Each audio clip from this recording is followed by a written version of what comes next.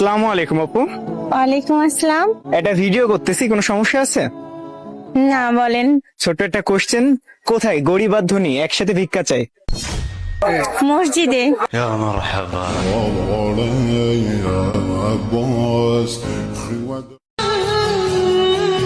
মরার জন্য বিষ লাগে না, একজনের মায়ায় পড়ে দেখো, তার অভাবেই মারা যাবে। আচ্ছা, সত্যিকারের একজন ভালো মেয়েকে কিভাবে চিনবো? ভালো মেয়ে চেনার উপায় খুব সহজ। সে তোমার কাছ থেকে সময় চাইবে, কিন্তু আর কিছু চাইবে না।